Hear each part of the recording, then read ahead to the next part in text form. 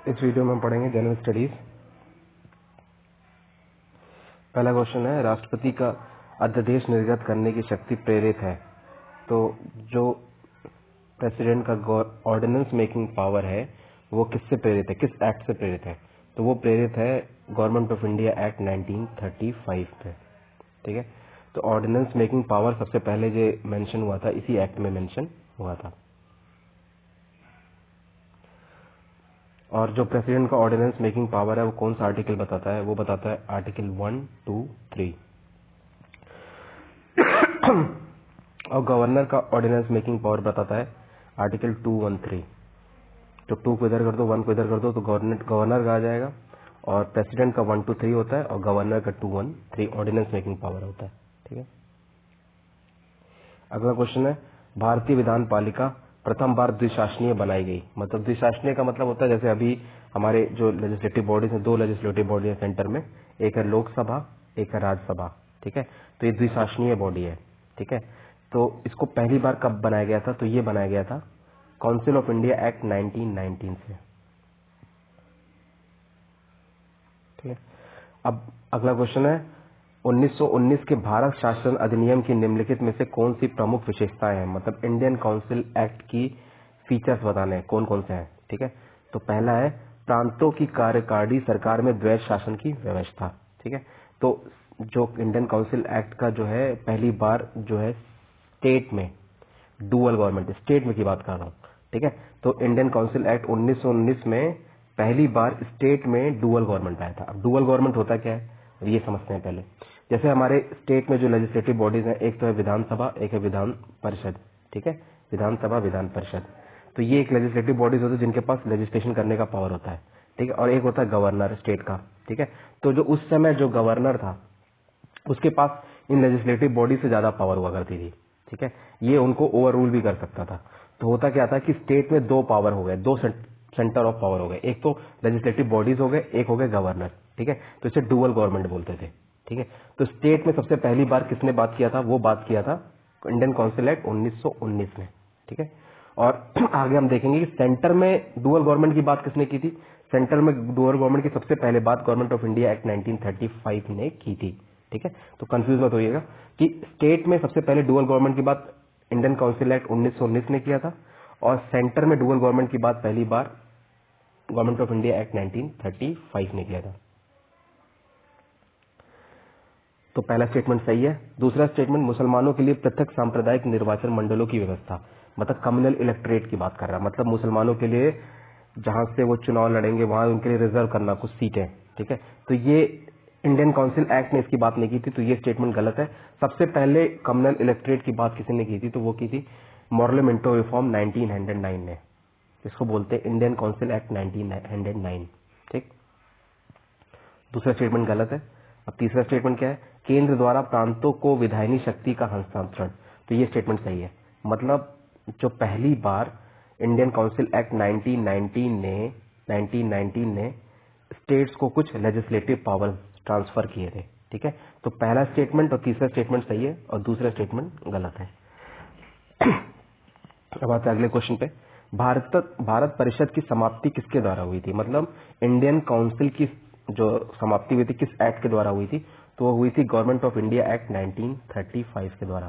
ठीक, अगला क्वेश्चन है, भारत के संविधान का प्रारूप तैयार करने के लिए संविधान सभा के सदस्यों का निर्वाचन कहां से हुआ था? तो विभिन्न प्रांतों की विधानसभाओं द्वारा चुना गया था। ठीक है, जो इंडियन कॉन्स्टिट्यूशन बनाने के लिए जो कॉन्स्टिट्यूएंट असेंबली चुना गया था, ठीक है, उसके मेंबर कहां से आए थे? वो तो आए थे स्टेट के प्रांतों के, जो वहां के समय के प्रांत थे उनकी विधानसभा से मेंबर जो है वो चुन के आए थे। ठीक है, किस अधिनियम ने भारतवासियों को अपने देश के प्रशासन में कुछ हिस्सा देने संभव बनाया था? तो सबसे पहली बार जो है, सबसे पहली बार अगर किसी एक्ट की बात करें, इसने इंडियंस को कुछ पावर दिया था। ठीक है, ताकि वो अपने देश के प्रशासन में हिस्सा ले सकें, तो वो था चार्टर एक्ट 1833। ठीक है,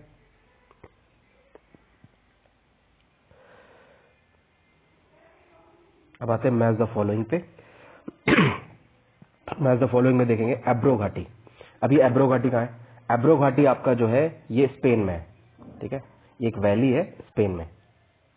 ठीक है, अगला आते हैं ग्रेट डिवाइडिंग रेंज। ये ग्रेट डिवाइडिंग रेंज एक पर्वत श्रृंखला है, माउंटेन रेंज है। कहाँ पे? ऑस्ट्रेलिया में। जैसे इंडिया में हिमालय है, वैसे ऑस्ट्रेलिया में ग्रेट डिवाइडिंग रेंज है। ठीक है, ऑस्ट्रेलिया में ग्रेट डिवाइडिंग रेंज है। तीसरा है पो घाटी। पो वैली, जो पो वैली है वो कहाँ पे है? ये इटली में है। ठीक है, इटली में। अगला है ग्रेट रिफ्ट वैली।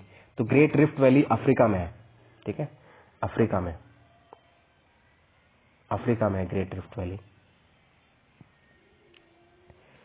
अगला क्वेश्चन है मैच द फॉलोइंग। तो डावर क्या है?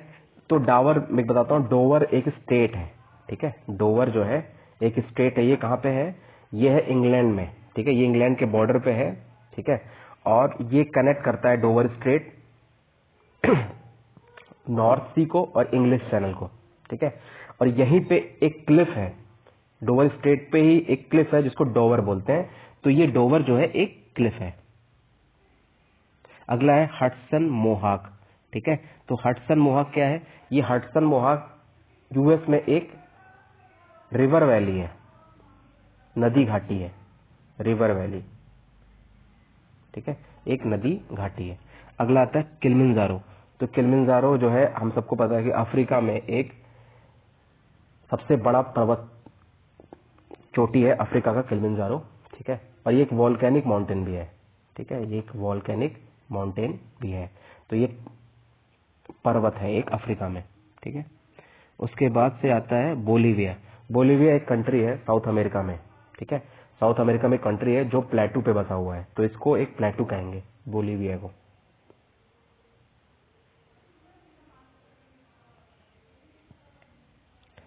अगला क्वेश्चन है कि पर्वत श्रृंखलाएं दे रखी हैं और उनके टाइप्स हमको बताना है। ठीक है, तो आल्प्स जो है वो फोल्ड माउंटेन है। आल्प्स है कहाँ? ये यूरोप में है। ठीक है, आल्प्स, आल्प्स माउंटेन। तो ये जो है एक फोल्ड माउंटेन है, मतलब वलित पर्वत है एक। ठीक है, फिर वोजेस, वोजेस भी यूरोप में है, और ये है क्या? ये ब्लॉक माउंटेन है। ठीक है, वोजेस जो है ये ब्लॉक माउंटेन है, जिसको हिंदी में बोलते हैं भ्रंशोथ। ठीक है, अगला है विंध्य। विंध्य जो इंडिया में है, यूपी में है, मध्य प्रदेश में है, विंध्या रेंज। ये कौन सा माउंटेन है? ये रेस्यूडरी माउंटेन का एग्जाम्पल है, अवशिष्ट, रेस्यूडरी माउंटेन का एग्जाम्पल है। तो विंध्या अवशिष्ट है, अवशिष्ट पर्वत है। अब फ्यूजियामा क्या है? फ्यूजियामा जो है ये जापान का एक माउंटेन पीक है, जो कि वॉल्केनिक भी है, मतलब ये इसमें वॉल्केनिक इरप्शन भी होता है। ठीक है, तो ये एक पर्वत है, ज्वालामुखी भी है। ठीक है, जो फ्यूजियामा जापान में है, ये एक ज्वालामुखी है।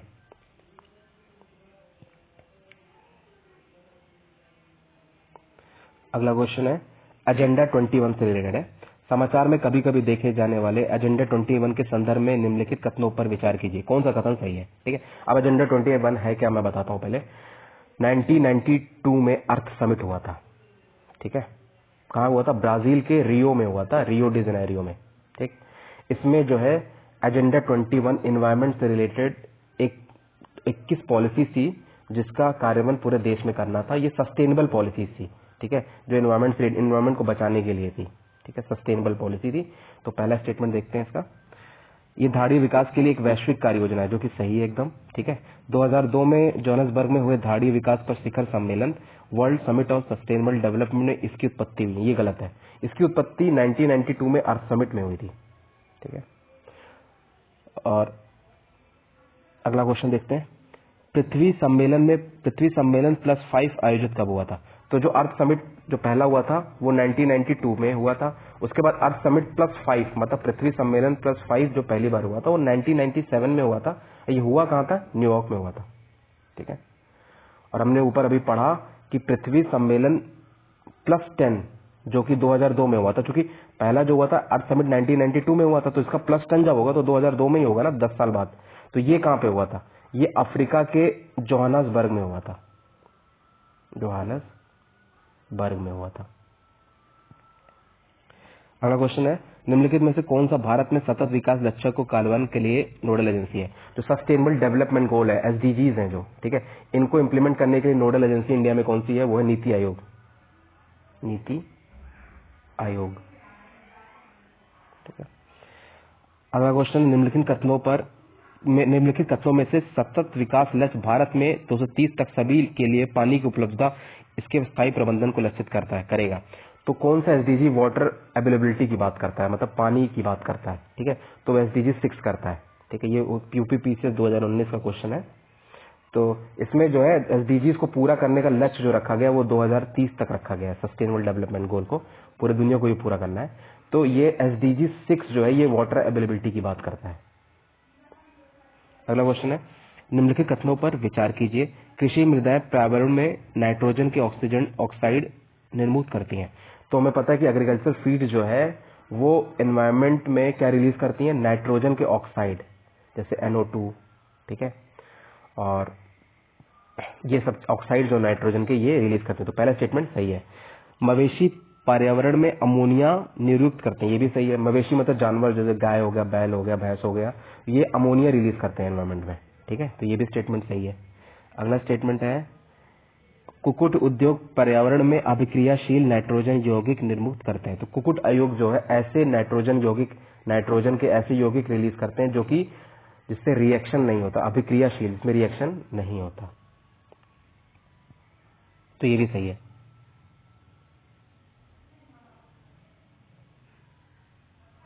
अगला क्वेश्चन है, बेकार सख्त भूमि पे उगने वाले पौधों को क्या कहते हैं? बेकार सख्त भूमि पे उगने वाले पौधे को कहते हैं कर्सोफाइट्स, ठीक है, कर्सोफाइट्स बोलते हैं। किस प्रकार की पिरामिड द्वारा विभिन्न पारिस्थितिक तंत्र की उत्पादकता का बोध होता है? ठीक है, तो कौन सा ऐसा पिरामिड होता है जो प्रोडक्टिविटी के बारे में बताता है विभिन्न पारिस्थितिक तंत्र के? तो वो होता है ऊर्जा पिरामिड, जिसको बोलते हैं एनर्जी पिरामिड। निम्नलिखित में से पारिस्थितिक तंत्र का कौन सा एक जीवीय संघटक नहीं है? ठीक है, तो जीवीय संघटक नहीं, इसमें लाइफ नहीं है। तो वनस्पति में लाइफ है, जीवाणु में लाइफ है, जानवर में लाइफ है, लेकिन वायु में लाइफ नहीं है, तो इसका आंसर वायु हो जाएगा।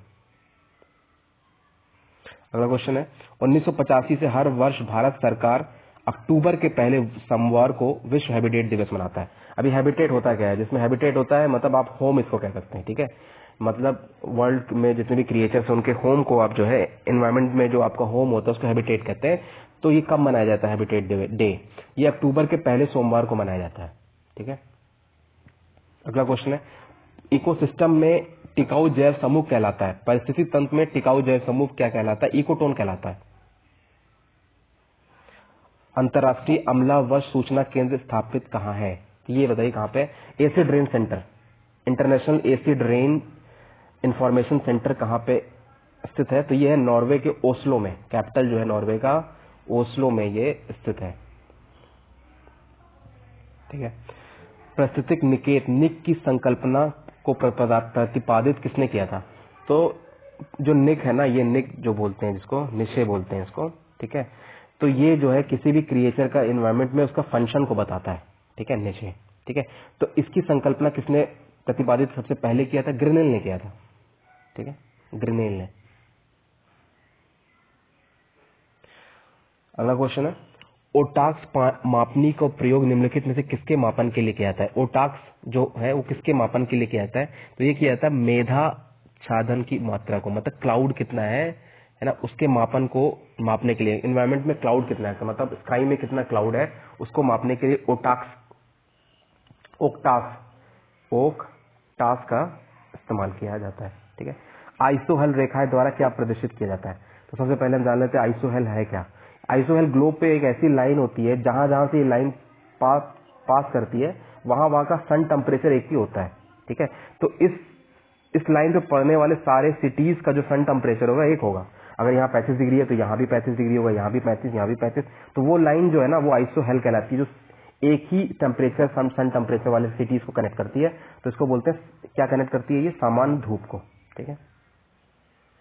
अगला क्वेश्चन है, निम्न से कौन सा देश स्थल से घिरा हुआ है? मतलब कौन सा देश लैंड लॉक्ड है? तो अफ्रीका का चैड जो है, अफ्रीका का जो आप चैड देखेंगे, ठीक है, ये यहाँ पे पड़ता है, ये लैंड लॉक्ड कंट्री है, मतलब ये चारों ओर देश से घिरा हुआ है। अगला क्वेश्चन है, सिटीज दे रखी है, उनका कैपिटल दे रखा है, उनकी कंट्रीज दे रखी है, कौन सा मैच नहीं है, सम्मिलित नहीं है। तो वो है हंगरी का कैपिटल बुडापेस्ट, हम सबको पता है। ज़ायरे का कैपिटल किंशासा, ये भी पता है। केनिया का कैपिटल नैरोबी है, ये भी पता है। लेकिन न्यूजीलैंड का कैपिटल क्राइस्टचर्च नहीं है, तो ये स्टेटमेंट गलत है, तो ये सही होगा। तो न्यूजीलैंड का कैपिटल क्या है? न्यूजीलैंड का कैपिटल है वेलिंगटन। ठीक है, वेलिंगटन। अगला है निम्नलिखित युग में से कौन से सुमेलित नहीं है? ठीक है, तो गिनी बिसाऊ का जो कैपिटल है वो बिसाऊ है। ताइवान का ताइपे है, ये भी सही है। निकारागुआ का मानागुआ है, ये भी सही है। मालदीव का मालवी नहीं है, ये गलत है। तो मालदीव का माले है कैपिटल। अगला क्वेश्चन है मैकमोहन रेखा सीमा बनाती है। तो मैकमोहन रेखा सीमा बनाती है भारत और चीन के बीच। ठीक है, रेडक्लिफ लाइन बनाती है इंडिया पाकिस्तान के बीच, और डूरन लाइन बनाती है अफगानिस्तान और पाकिस्तान के बीच। अब मैच द फॉलोइंग अगला है कि कौन सा कंट्री है, उनका कैपिटल दे रखा है, कौन सा सुमेलित नहीं है, मतलब मैच नहीं है। तो मोरक्को का कैपिटल रबात है, सही है। ट्यूनीशिया का ट्यूनिस है, ये भी सही है। अल्जीरिया का अल्जीयर से, ये भी सही है। केप वर्डे का बमाको है, ये गलत है। ठीक है, तो केप वर्डे का कैपिटल क्या? प्राया, PRAIA। ठीक है, केप वर्डे का ये कैपिटल है। अगला क्वेश्चन है निम्नलिखित में से ज्वालामुखी को भूमध्य सागर का प्रकाश स्तंभ कहा जाता है, मतलब मेडिटेरेनियन सी का लाइट हाउस कहते हैं। ये वॉल्केनो इतना लाइट निकालता है जिसको लाइट हाउस का नाम दे दिया गया है। इस वॉल्केनो को बोलते हैं स्ट्रॉम्बेली, स्ट्रॉम्बेली बोलते हैं। अब आता है हिंद महासागर में सबसे बड़ा द्वीप कौन सा है? तो हम सबको पता है कि हिंद महासागर में सबसे बड़ा द्वीप मडागास्कर है, जो कि अफ्रीका कॉन्टिनेंट के पास है। अगला क्वेश्चन है माउंटेन दे रखे, उनका टाइप दे रखा है। तो अभी हमने पढ़ा था, पीछे भी पढ़ा था, ये दूसरे अलग माउंटेन्स हैं। तो ये अरावली कैसा माउंटेन है?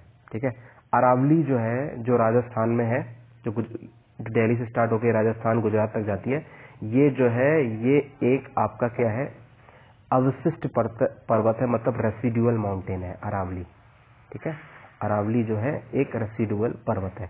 अब ब्लैक फॉरेस्ट जो जर्मनी में है, माउंटेन यूरोप में है, जर्मनी में ब्लैक फॉरेस्ट, ये क्या है? ये एक ब्लॉक माउंटेन है, ब्लॉक पर्वत है।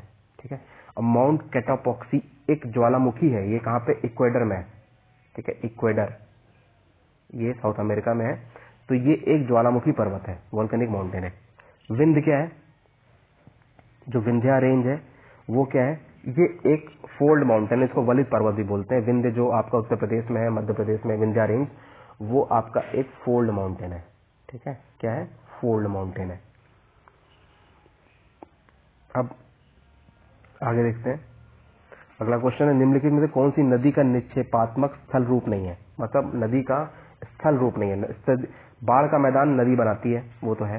प्राकृतिक तटबंध भी बनाती है नदी। जलोढ़, पंख एवं शुंख भी बनाती है, लेकिन नदी विसर्प या मियांडर जो है इसका निक्षेपात्मक स्थल रूप नहीं है। मियांडर होता क्या है? जैसे नदी बह रहती है, थोड़ा सा पानी कट के एक मियांडर बना देता है, मतलब थोड़ा सा पानी कट जाता है और एक अलग से एक वाटर वाला एरिया बनाता है, तो उसको मियांडर बोलते हैं। ठीक है, तो ये जो है इसका स्थल रूप नहीं है, नदियों का निक्षेपात्मक स्थल रूप मियांडर नहीं है। ठीक है, अगला क्वेश्चन है शान का पठार स्थित कहाँ पे? शान प्लेटू, तो शान प्लेटू बोलते हैं। ये कहाँ पे है? ये म्यांमार में है, ये म्यांमार में है।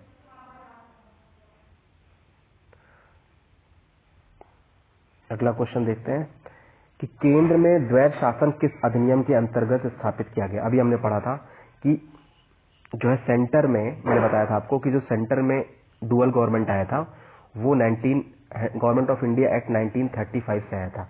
अभी मैंने बताया था डुअल गवर्नमेंट होता क्या है, कि जैसे डुअल गवर्नमेंट सेंटर में हमारी दो लेजिस्लेटिव बॉडीज होती हैं, पार्लियामेंट है जो, जिसमें लोकसभा भी आता है और राज्यसभा भी आता है। ठीक है, राज्यसभा और लोकसभा इसके अंदर आता है पार्लियामेंट में, और प्रेसिडेंट भी होता है। तो उस समय गवर्नर जनरल हुआ करता था, तो उस समय पार्लियामेंट के पास तो पावर था ही, गवर्नर जनरल के पास भी पावर हुआ करता था। तो इसी को डुअल गवर्नमेंट बोलते हैं, दो power, dual government.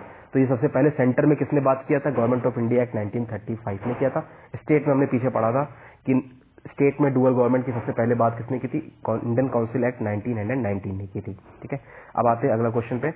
Cabinet mission योजना के अंतर्गत संविधान निर्माती परिषद में प्रत्येक प्रांत को आवंटित सदस्य संख्या निर्धारित करने के लिए एक प्रतिनिधि कितनी जनसंख्या के अनुपात में था? मतलब जो कॉन्स्टिट्यूएंट असेंबली में मेंबर थे, एक मेंबर कितने लोगों को रिप्रेजेंट करता था? तो एक मेंबर 10 लाख लोगों को रिप्रेजेंट करता था। ठीक है, आगे देखते हैं। एक निर्वाचित संविधान सभा द्वारा सर्वप्रथम भारत के संविधान का निर्माण करने का प्रस्ताव सबसे पहले किसने दिया था? तो संविधान बनाने के लिए कॉन्स्टिट्यूएंट असेंबली के बारे में सबसे पहले जो किसी ने बात की थी वो क्रिस मिशन ने किया था। ठीक है, तो 1942 में आया था। अगला है, भारत में उपनिवेशी शासन के संदर्भ में 1883 इल्बर्ट बिल का उद्देश्य क्या था। तो अब हम पहले जान लेते हैं इल्बर्ट बिल था क्या। इल्बर्ट बिल 1883 में आया था, ठीक है। तो ये इसमें क्या था, रिपन के समय आया था, ठीक है। इसमें पहले होता क्या था कि लॉर्ड रिपन के समय आया था ये। पहले होता क्या था कि जो इंडिया में जो इंग्लिश जो ब्रिटिश शासन के लोग थे, उनको इंडियन जजेस उनका ट्रायल नहीं कर सकते थे। जो इंग्लिश मैन थे उनका ट्रायल जो है वो इंडियन जजेस नहीं कर सकते थे। तो ये भेदभाव हो गया कि जज तो किसी का भी ट्रायल कर सकता है, वो इंडियन हो या इंग्लिश हो। तो ये जो एक्ट आया था इसने ये चीज खत्म की थी, सबको पारदर्शिता लाया था, सबको बराबर पे खड़ा किया था कि इंडियन जजेस भी इंग्लिश और ब्रिटिश के लोगों को ट्रायल उनका कर सकते थे इंडियन जुडिशियल सिस्टम में।